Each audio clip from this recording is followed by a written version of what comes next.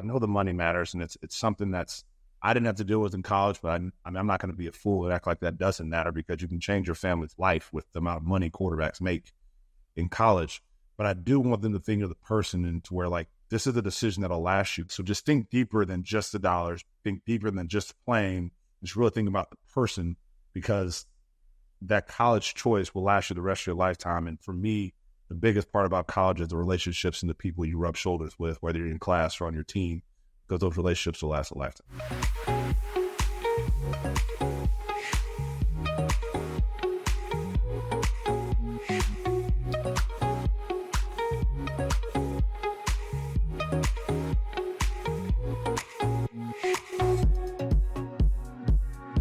Welcome back, or welcome to Y Option. I'm your host, Yogi Roth. Welcome to another episode of this series. Check us out at yoption.com. And today we're going to nerd out a little bit. It's going to be quarterback play. That's right. We're talking one of the, to me, best teachers of the position in the sport right now. His name is Jerrod Johnson. He's currently the quarterbacks coach for the Houston Texans, but his path to becoming, to me, a future offensive coordinator, and I think he'll be a future head coach in the National Football League, is one that, as all of ours is, a little bit windy. Played at Texas A&M, played in the NFL, just tried to keep playing and playing and playing, and then was trying to figure life out. Coaching, broadcasting, did a little bit of fashion, a little bit of everything, and then finally netted out, like, I got to go coach. We had worked together at the Elite 11 for about 8 or 9 years, and now he finds himself tutoring one of the top quarterbacks in all of football in C.J. Stroud. So with that, let's welcome in Jim Thornby to break it all down before we get to our interview. Jim, how we doing today, brother? Doing good. You hit the nail on the head there with the, nerding out on this quarterback conversation. I mean, if you really like the nitty gritty of the quarterback position, of what coaches look for, kind of what kind of advice he has for the high school students as they're trying to become that next CJ Stroud. It was really in depth and really fascinating to listen to you guys kind of go back and forth on that. But the reason that we picked today to do this broadcast is it's the same day as the Pro Football Hall of Fame exhibition game, which is the Bears and the Texans. Now we already know Caleb Williams we're not going to see him play for the first time here with the Bears. And CJ, they've been kind of non-committal about whether or not he's going to play in this game. It's still the first exhibition game. But it's just kind of fun to kind of see, obviously this podcast is mostly going to talk about college football, but we're going to continue to keep our eyes on these guys that have come through.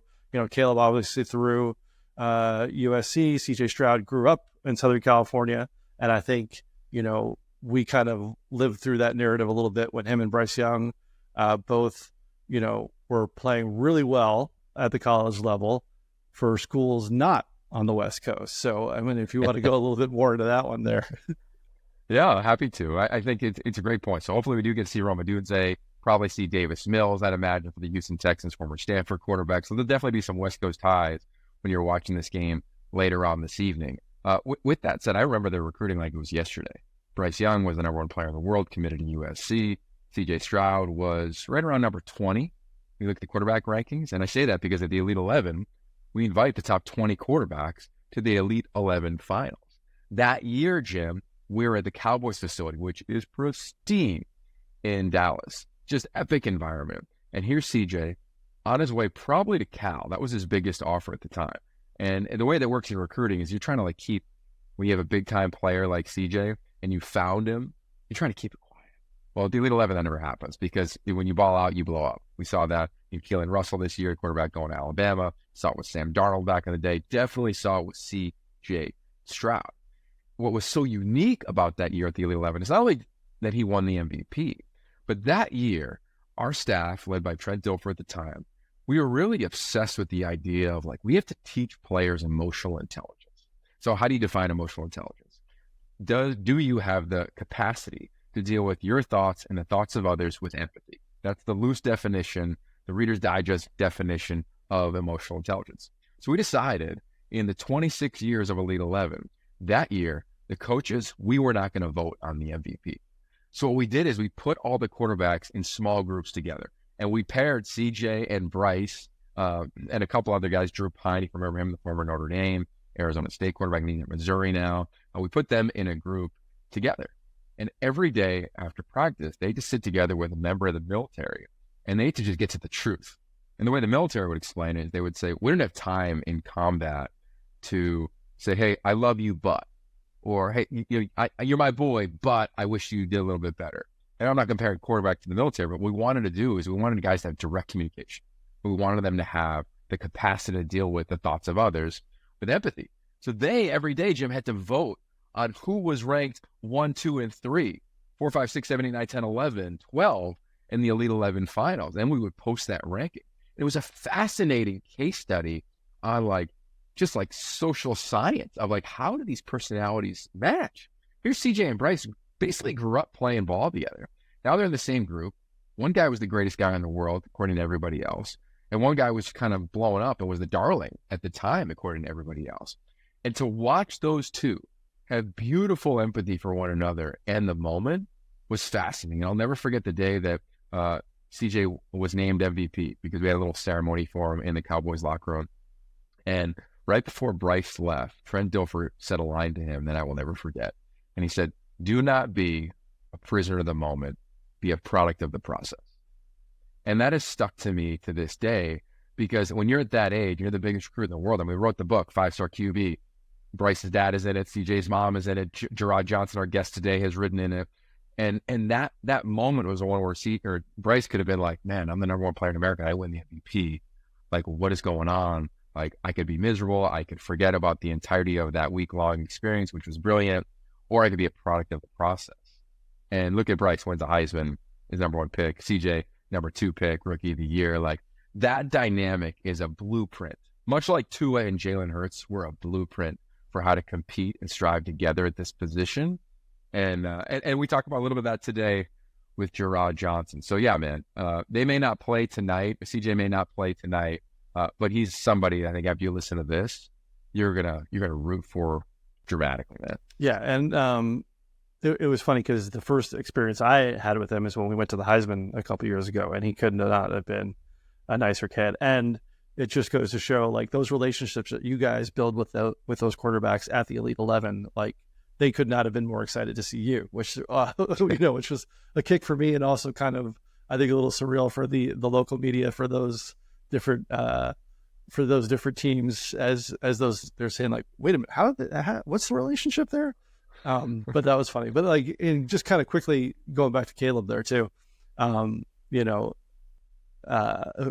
obviously won the Heisman that year. As a Pac-12 fan, it'll be fun to watch the Bears offense this year. I mean, you've got Caleb at quarterback. You've got Roma Dunze, who played at Washington, obviously this past season. He was there for the final year of the Pac-12 network. The other standout wide receiver will be Keenan Allen, who played the first year on the Pac-12 network. And then their tight end, unbelievable, Mercedes Lewis, 40 years old. Oh, man. I mean, he played under Bob Toledo. I mean, that's how far we're going back here with that. So, it'll be a nice little, it'll be fun to go down memory lane with that offense of 2 decades worth of Pac-12 football. So Amen. it'll be and fun. The Bears are on Hard Knocks, right? They're the team this year in training camp. So that'll be an absolute blast. I think the only other thing, just to set a context for this, is we also took a bite of this interview from Jerrod Johnson and played it to the quarterbacks at the Elite 11 this past summer. The theme to Elite 11 this past year was chase what matters. And the idea is that the best in class, with so much coming at them, whether it's NIL, transfer portal, recruiting, they have clarity around what matters most. So we challenge all the quarterbacks to find that clarity.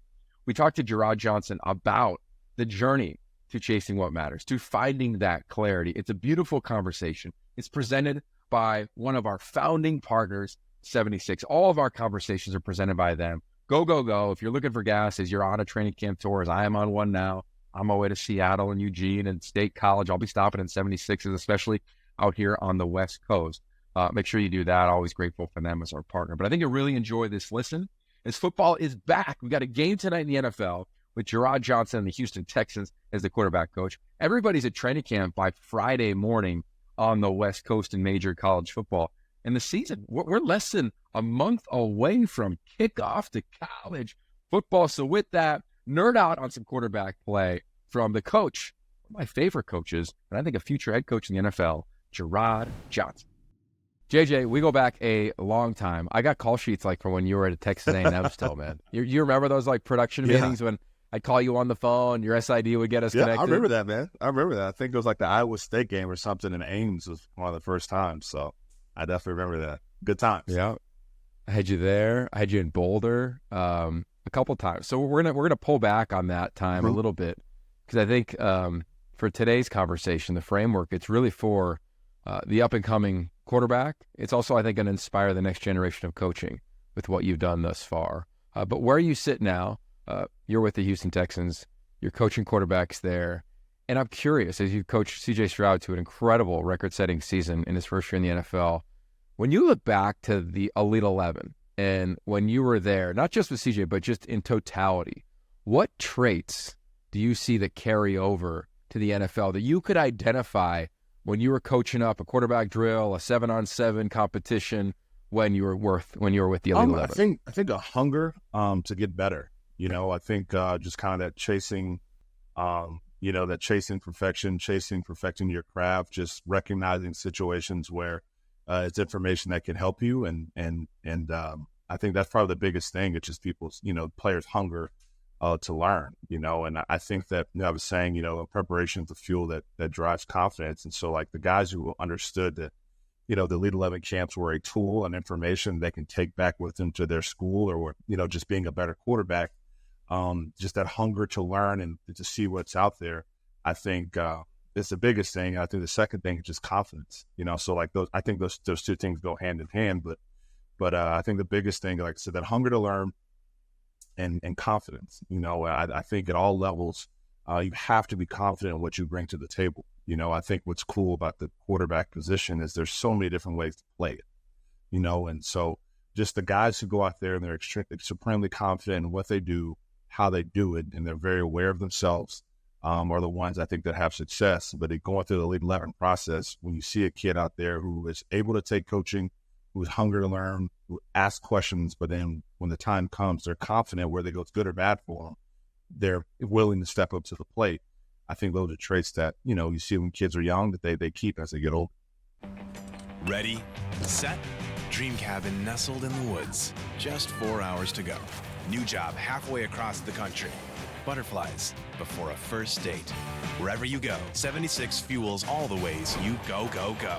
So let's continue to go down that road, because a lot of quarterbacks are listening or watching this on YouTube. Like, I'm curious for you, like the hunger to learn. Like, what are a couple examples around things that you've seen? You referenced asking questions or taking notes, but like drill down a little bit deeper. Yeah, I just remember CJ. Right? I think that's the lowest hanging fruit out there. But I just remember CJ's time in Dallas, that full week that we had. Whether it was with me, whether it was with whether it was who from Kansas City, like he was always asking for more questions, and he was always asking why, right? So why does this footwork match these concepts, right? So we're introducing the NFL style playbook in a very small environment, but it's like, why does this 7-step drop? Why does it have to be a 7-step drop? Like asking those questions, like, well, because you're trying to time the drops up with the depths of the route, and so we're talking about throwing off of a single hitch. Will now time up to where the second progression was off the second hitch. If your footwork if your drop matches the first concept and it's not open, and then they'll put you on time for the second concept. And that he just really resonated with that. But that's probably the best example, which is CJ asking tons of questions about the playbook, about footwork, about all the whys, really, so he could kind of get a grasp of it himself and go out there and execute. But that's probably the biggest reason. If you remember that year, it was such a vivid one for me. I think this is maybe year 16 or 17 at Elite 11.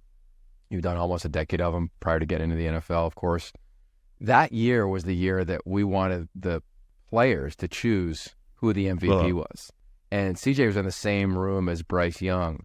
And I can remember those conversations so vividly. For you, like, what did you take away from that experience? Because here was CJ, the least heralded of the quarterbacks that year in Dallas that came to the finals of the Cowboys facility.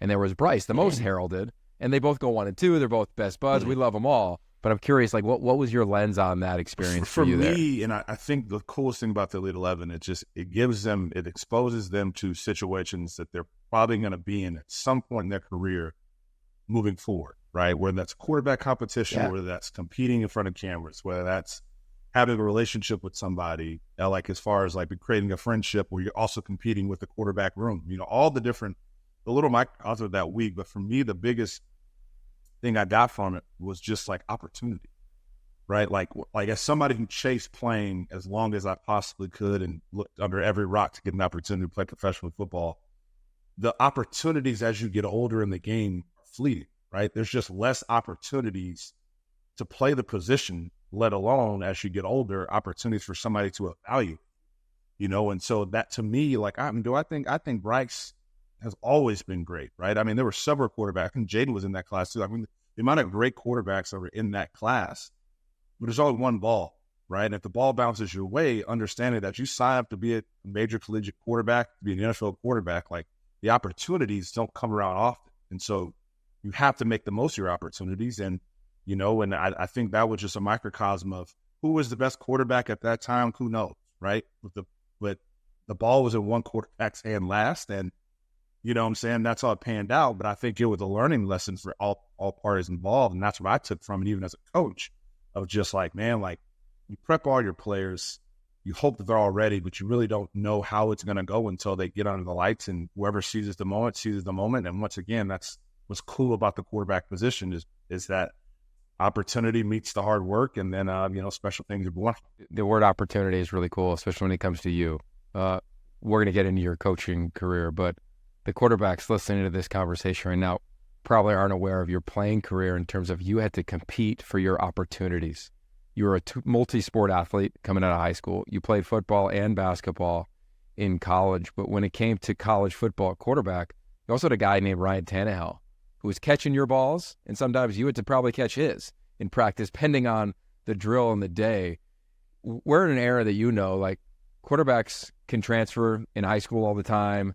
They can dip in college all the time, but like competition isn't going to not be there. Like you can't run from that concept. And I'm not saying everybody who transfers does. Their circumstances are varying.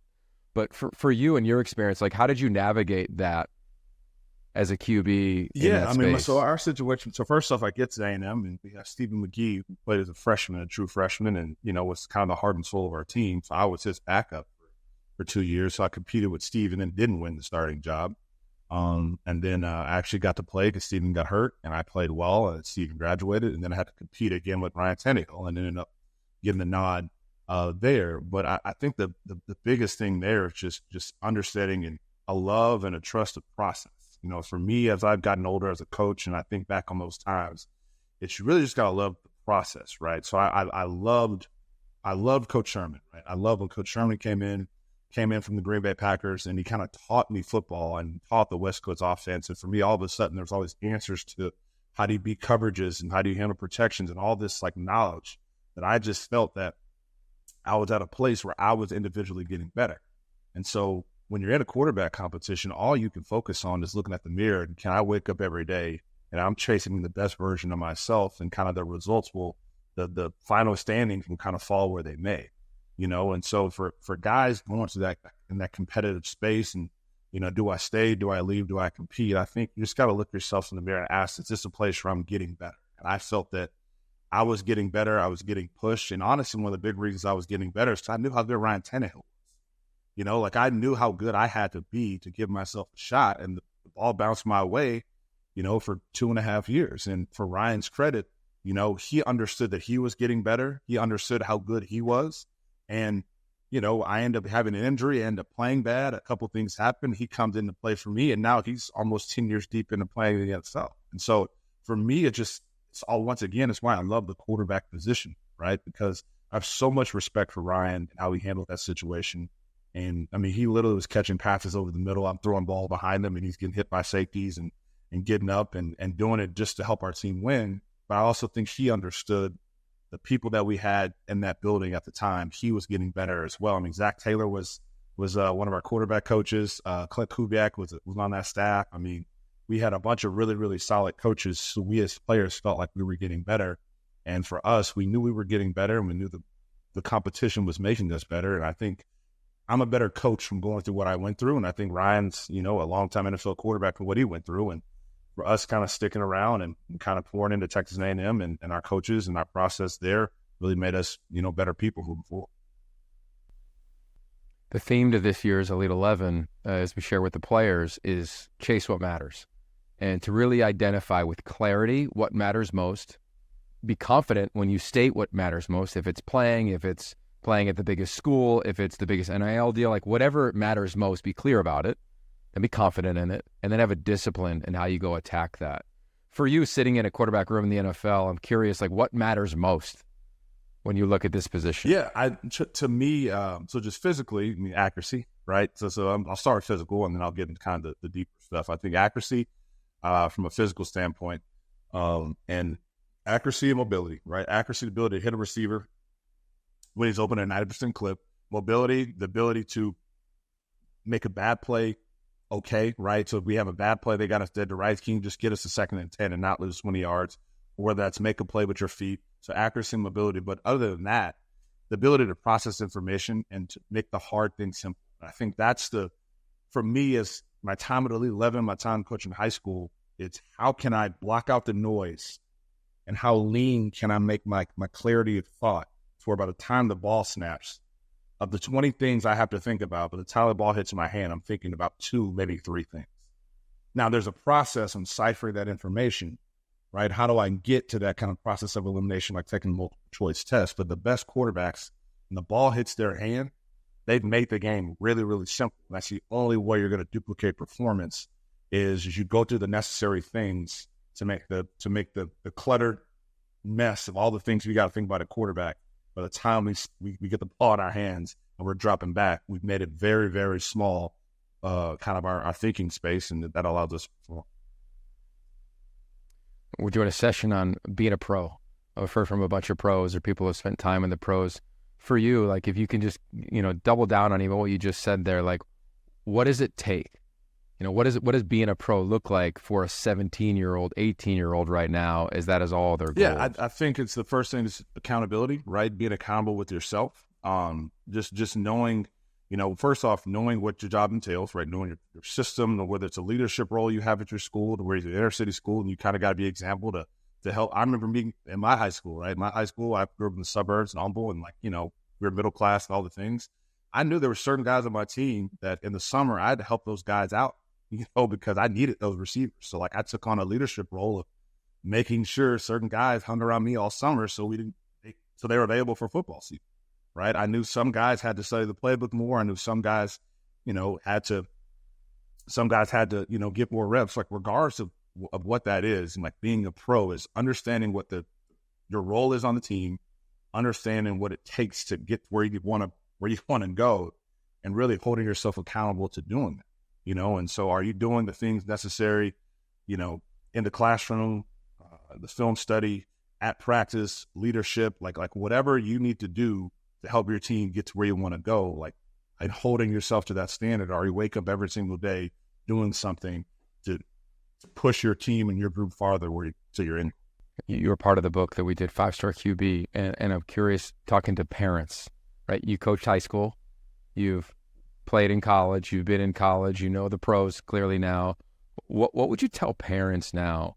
Because being a pro, might also be looking really far down the line. It might be now majority of states around the country, NIL is applicable and accepted.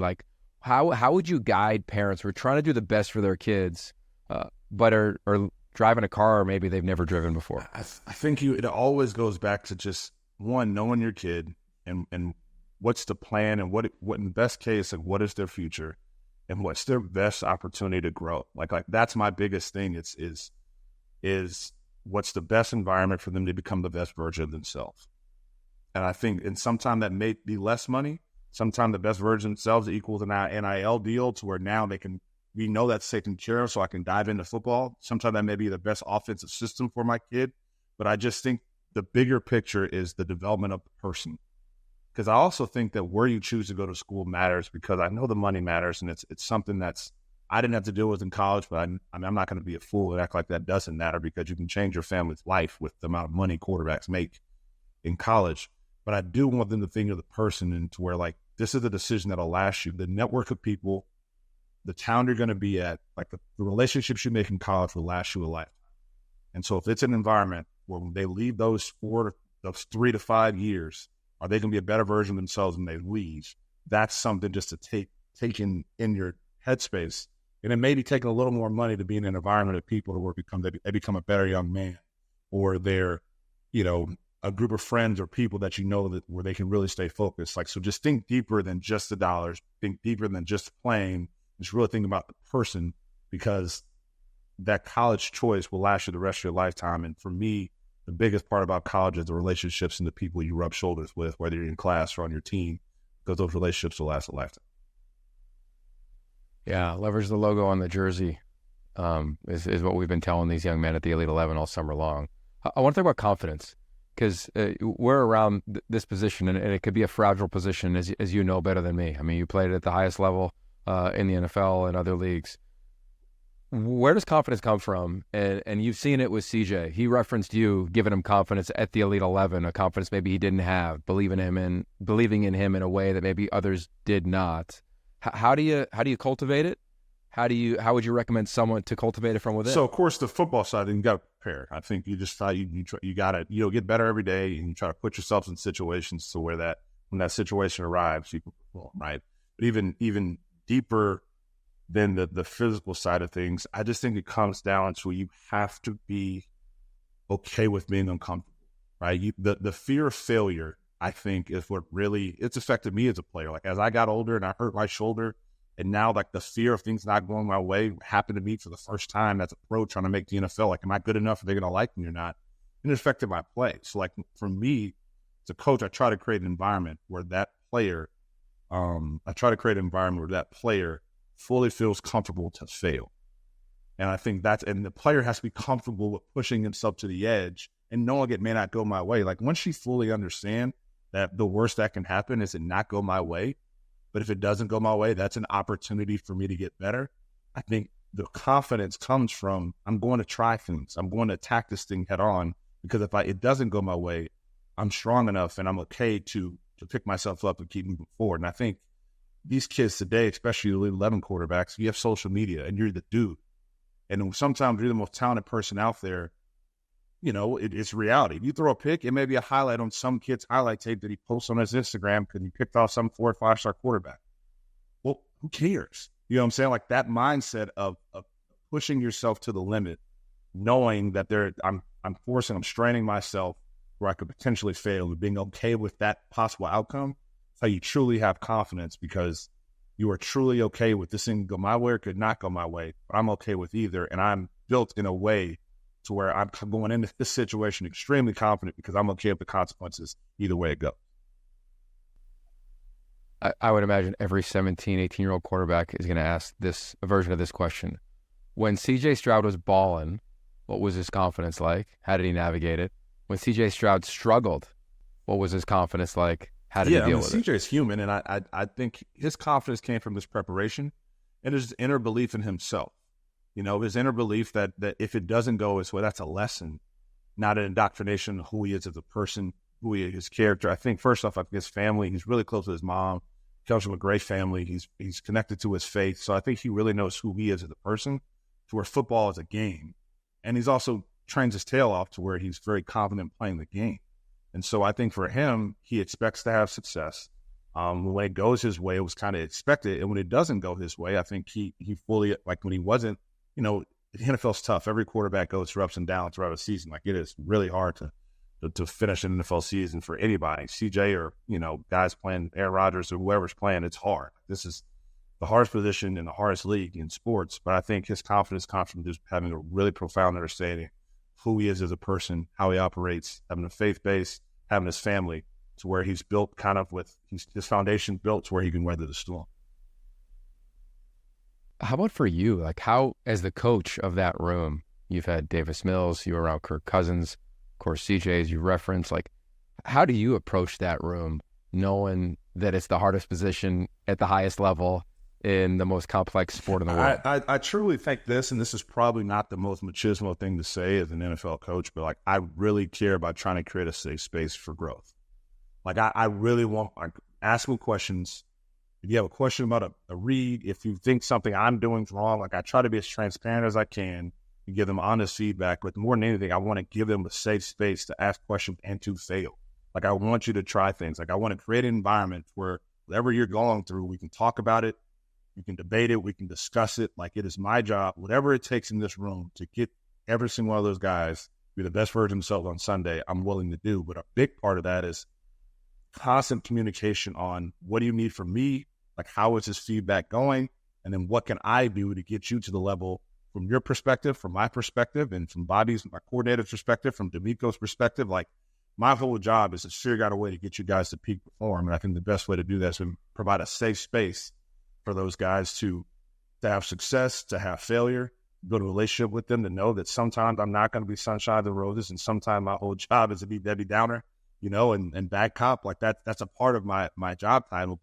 But ideally, I've created a safe space in our room with all the quarterbacks in our room to where they feel they're in a place where we truly care about them and they have the space to ask questions and honestly the freedom to fail, hoping that, there's not too much failure, but that we can build a foundation where they can go be the best version of themselves. It's just so fun to hear you talk, man, because, how many conversations do we have when you were doing media or you were thinking about like other versions of your career, and now here you are fully entrenched in coaching. Was there a moment for you that you were like, I've got to go, I got to take a run at this thing? Because, over the course of, 10, 15 years together prior to you going to the NFL, like it was always a thing, and then here we go. To be honest with you, it was a really tough conversation from my brother, Marquise, to be honest with you. Because one of the things for me of looking for other avenues, right, which I think that the biggest thing I'm grateful for is all the things I did when I was chasing ball and all the things I kind of dabbled in, because my dad was a coach. I always knew I wanted to coach, but my career and kind of not getting to where I thought I was going to go as a player, it took a deep emotional toll on me. So I kind of stayed away from upper level football coaching because I felt like I could do it as a player. And it's like the moment I knew that I crossed that line as a coach, like playing, that childhood dream was officially done, And so it was a tough conversation from my brother when I got an opportunity to potentially go back and coach for Coach Sherman in Canada, where he's like, if your potential, one of your first jobs coaching full time is on a professional football team, you can't turn that down. And it was honestly that was the bestest thing, that best awkward conversation I've had, because if you know anything about my brother, he did it in very colorful terms that were very direct to his little brother. But for me, it was just and kind of I started being offensive coordinator at a high school in Houston. And I just fell in love with teaching. And to see a couple of the kids that we had there signed to major Division I scholarships, and it was like, my ability to communicate, all the things that I've been through, like this is my calling. And the best decision I made, I've learned so much about the profession, but I will say this, traveling the country with the Elite 11, coaching at high school, training guys for the pro days, coaching NFL players, it's about people, it's about relationships. The game is the game. I think the game is all relative. I love the quarterback position. And that's the one thing for me is just my love for coaching comes from loving coaching the quarterback position, quarterback meetings, quarterback homes, and being around quarterbacks of all ages, high school quarterbacks, college quarterbacks. There's just nothing like it. And I think my kind of journey in sports has led me to this point. And I think my perspective is kind of unique from all the things that I've done, but I'm kind of thankful that I was able to do the things that I've done that's kind of, got me where I am. Yeah, it's giving you such a beautiful lens on the game. Right, and probably life to a degree as well. Now married with an entire family, it's just so fun to watch it grow, man. Before we cut you loose here, the title of the show is "Why Option?" One of the greater play calls in the history of the West Coast offense. You played in the West Coast offense.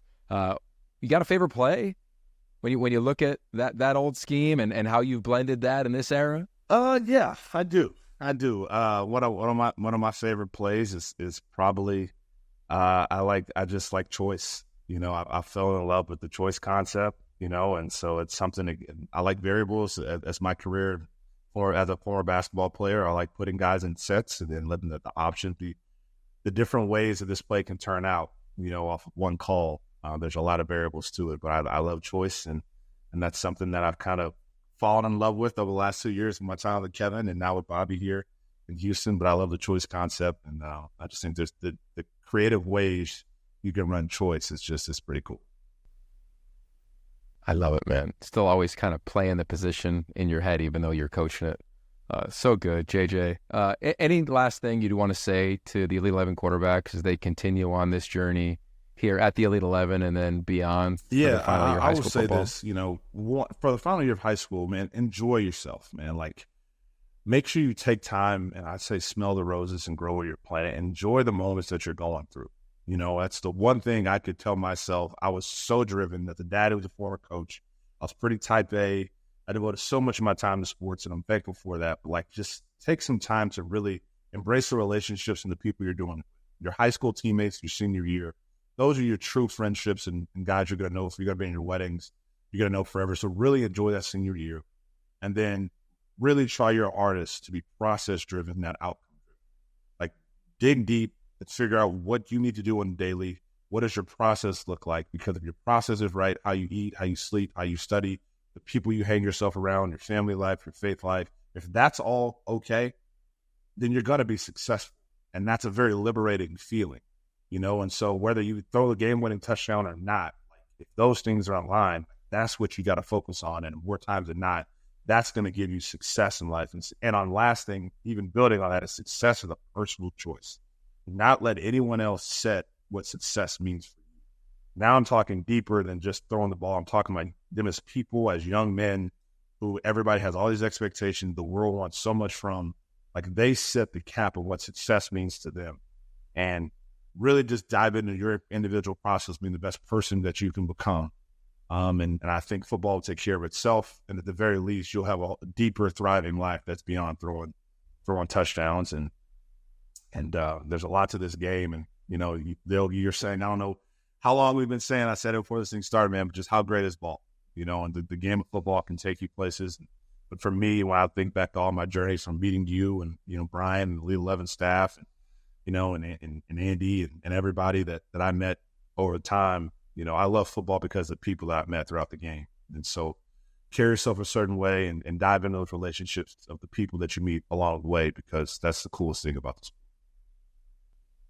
Yeah, man. We love you back, bro. It's awesome. You're always part of the Elite 11 family, and really grateful that you took some time to share with the quarterbacks, share with us. And it's just been so fun watching your star just continue to shine brighter. I know you're focused on where your feet are now, but it's just going to be a joy to just continue to watch you have success wherever that may lead you, man. So congrats on everything. I appreciate y'all, man. Like I said, I wouldn't be where I am today without Elite 11 and the opportunity that I was given there. So I thank y'all, Yogi, I thank you dearly, and Andy and everybody, and Brian and all the people, man. I really appreciate y'all, man. And yeah, very fortunate to be around a lot of good people.